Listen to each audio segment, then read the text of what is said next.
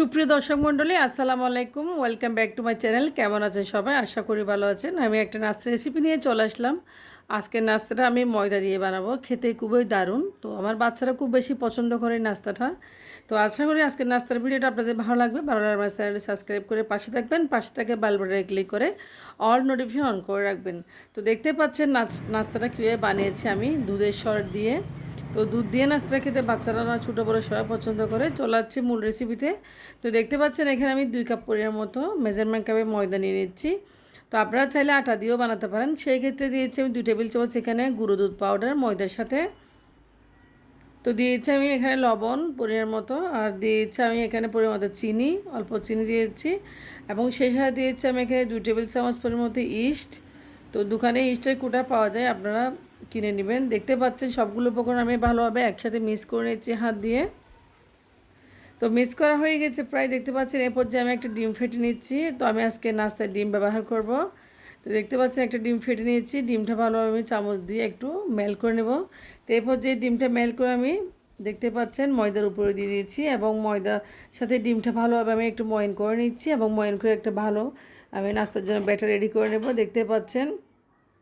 তো নাস্তার জন্য ডোটা আমি রেডি করে নিয়েছি অলরেডি, এবং রেস্টও রেখেছি, এবং রেস্টে রাখার পর আমি চলে আসছি নাস্তাটা বানাতে। তো দেখতে পাচ্ছেন আমি এখন হাত দিয়ে দিয়ে নাস্তা বানিয়ে নেব। তো হাত দিয়ে প্রথমে আমি একটা একটা গুল গুল করে দলা পাকিয়ে নাস্তার একটা লম্বাটে শেপ দিয়ে দিব। তো ভালোভাবে খেয়াল করবেন আপনারা, নাস্তাটা বাচ্চারা খুব খেতে পছন্দ করে, আর খুব সফট হয় নাস্তাটা।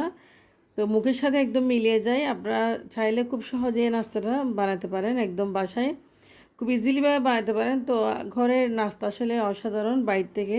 তো সবসময় আমি ঘরে নাস্তা রেডি করি বাচ্চাদের জন্য। তো দেখতে পাচ্ছেন আমি একটা লম্বা লম্বা শেপ দিয়ে নাস্তা বানিয়ে নিচ্ছি। এরপর যে নাস্তাগুলো সবগুলো আমি বানিয়ে নিয়েছি। দেখতে পাচ্ছেন প্রথমে গুল করবেন, এরপর লম্বার একটা শেপ দিবেন কালোজাম মিষ্টির মতো। যেভাবে কালোজাম মিষ্টি বানান আপনারা ওইভাবে একটা লম্বাটে শেপ দিবেন। তো এভাবে লম্বাটে শেপ দিয়ে নাস্তা আসলে খেতে খুব ভালো লাগে। মেহমান আসলে আপনারা দিতে পারেন, এবং বাসায় বাচ্চাদেরকে দিতে পারেন। সবাই পছন্দ করবে, নাস্তাটা আসলে মুখের সাথে মিলে যায়। তো দেখতে পাচ্ছেন আমি ভালো একটা শেপ দিয়েছি। এরপর যে চুলায় কিছুটা তেল গরম করে নিচ্ছি, এবং সকল নাস্তা আমি এভাবে ভেজে ফেলবো। দেখতে পাচ্ছেন সব নাস্তা আমি ভেজে নিচ্ছি। তো নাস্তাগুলো তেলে ছেড়ে দিচ্ছি আমি।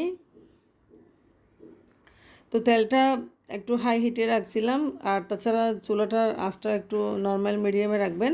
যখন নাস্তাগুলো ভাজতে যাবেন আপনারা চুলার আঁচটা একটু কমে রাখবেন, যাতে নাস্তাটা পুড়ে না যায়। দেখতে পাচ্ছি এভাবে দুই পাশে উল্টে পাল্টে আমি নাস্তাটা ভেজে নিচ্ছি। খুব সুন্দর একটা কালারও চলে আসতেছে। তো কয়েকটা নাস্তা একটা কালার চলে আসছে, দেখতে পাচ্ছেন। একদম কালোজাম মিষ্টি যেরকম বানায় সেরকম আপনারা একটা শেপ দিয়ে বানিয়ে নেবেন, এবং নাস্তাটা একদম মুখের সাথে মিলে যায়, এত টেস্টি হয়।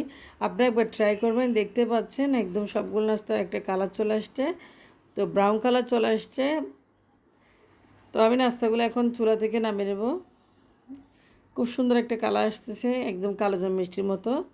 দেখতে পাচ্ছেন খুব হেলদি একটা খাবার, আপনারা চাইলে বাচ্চাদেরকে দিতে পারেন। খুব সহজে বাচ্চারা খুব পছন্দ করে। সকালের নাস্তা হয়তো বিকেল নাস্তা হিসেবে বাচ্চাদেরকে দিতে পারেন।